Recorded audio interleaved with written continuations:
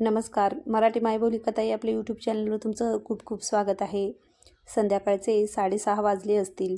निकिता ऑफिसमधून निघाली. नवीन जॉब, त्यात नवीन लोक, नवीन मित्रमैत्रिणी, सगळं स्ट्रेसफुल होतं. साहजिकच आहे. निकितासारख्या लाजऱ्या-बुजऱ्या मुलीसाठी कोणतीही नवीन गोष्ट म्हणजे मोठं चॅलेंज. ऑफिस घरापासून बऱ्यापैकी लांब होतं. थोडंसं चालून मग शेअर रिक्षाने ती घरी जात असे. आज ती भराभर पावलं टाकत आपल्याच तंद्रीत चालत होती. आकाशात मस्त रंगाची उधळण चालली होती. गुलाबी निळ्या रंगाच्या पार्श्वभूमीवर पांढरे ढग सुंदर दिसत होते. फोटो काढायचा मोह काही तिला आवरला नाही. साधारण 5 मिनिटं पुढे गेल्यावर क्रॉस करताना तिला रस्त्याच्या मधोमध काहीतरी हालचाल जाणवली. काळ्या पांढऱ्या रंगाचं काहीतरी. नीट जवळ जाऊन बघते तर काय, मांजराचं छोटंसं पिल्लू. मांजरी म्हणजे निकिताचा अगदी जिव्हाळ्याचा विषय. बिल्डिंगमधल्या मांजरी तिच्या घरी पडीक असायच्या. तशी मुळातच निकिता खूप प्रेमळ होती. माणसं असो वा प्राणी, तिला पटकन सगळ्यांचा लळा लागायचा. आता रस्त्यात हे पिल्लू दिसल्यावर त्याला तिथेच सोडून कसं जायचं, काय करावं काही सुचेना. वेड्यासारखी त्या पिलाकडे एकटक पाहत उभी होती.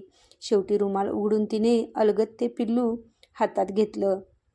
हजारो गाड्या भरवेगात जाणाऱ्या रस्त्यावर हे पिल्लू आपल्याला दिसलं म्हणून ठीक, नाहीतर त्या पिल्लाचं काय झालं असतं ह्या नुसत्या विचाराने ती थरथरली. तिने पिल्लाकडे पाहिलं. किती नाजूक, भेदरलेल्या डोळ्यांनी लुकलुक बघत होतं.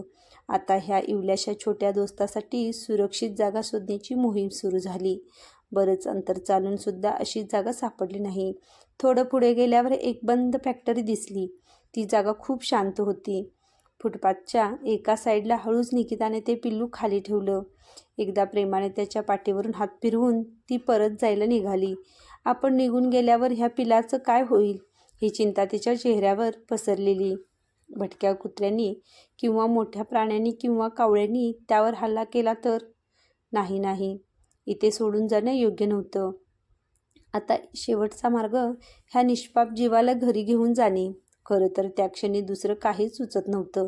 तिने पुन्हा पिल्लाला उचलून चालायला सुरुवात केली.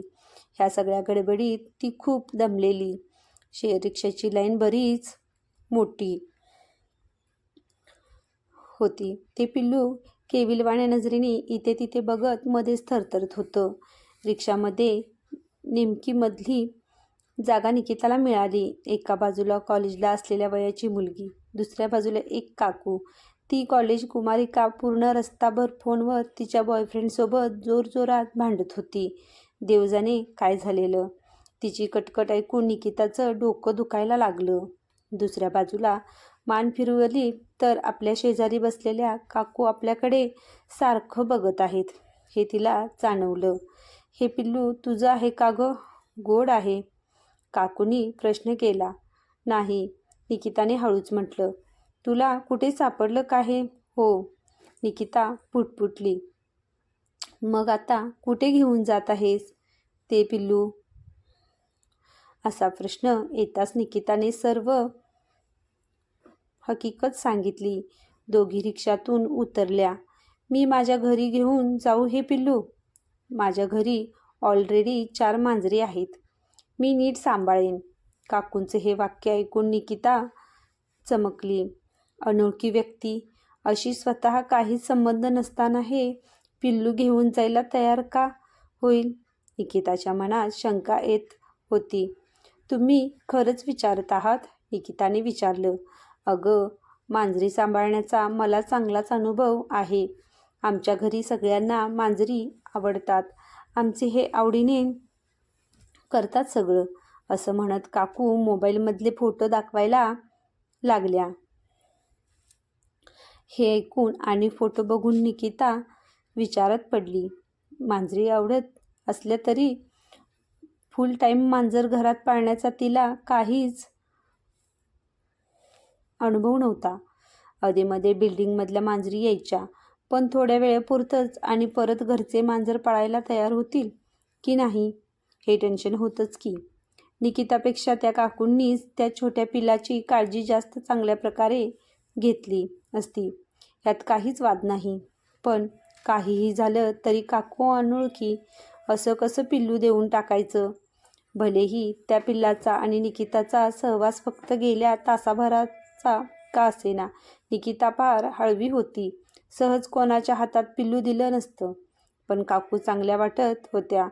मुळात त्यांच्या डोळ्यात पिल्लाविषयी सहानुभूती स्पष्ट दिसत होती. निकिताने पिल्लू देण्याचा निर्णय घेतला.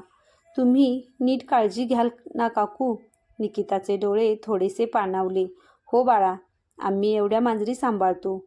त्यात अजून एका मेंबरची भर. आम्हाला आनंदच होईल, असं म्हणत काकूंनी त्यांचा नंबर आणि घरचा पत्ता दिला.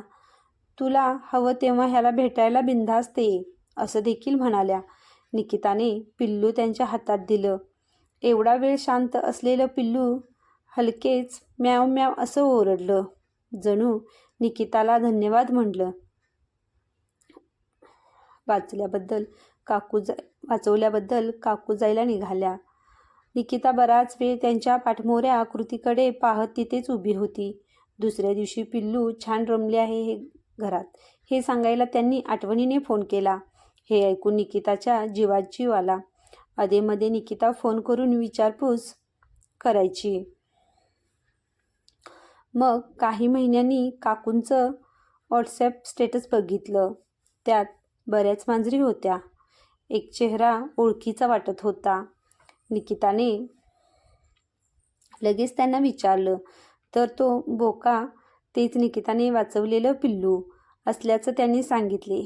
ते पिल्लू आता थोडंसं मोठं झालेलं, तब्येत सुधारलेली वाटत होती. आपल्या हातून चांगलं काहीतरी घडलं यांचं निकिताला खूप समाधान वाटत होतं. प्रत्येक गोष्ट पैशात मोजता येऊ शकत नाही, हे आज तिला चांगलंच जाणवत होतं. तिने देवाचे आभार मानले. जणू देवानंच त्या दिवशी निकिताला त्या पिल्लाला वाचवण्यासाठी पाठवलं. त्या काकूबद्दल सुद्धा तिला खूप आदर वाटत होता. अशा रस्त्यात भेटलेल्या अनोळखी मुलीकडून स्वतःहून एक जबाबदारी उचलणं यासाठी खरंच मोठं मन असावं लागतं. ते पिल्लू चांगल्या घरात गेल्याच्या आनंदाने निकिताचा चेहरा आज पुन्हा उजळला.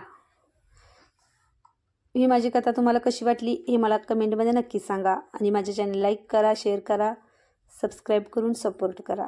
धन्यवाद.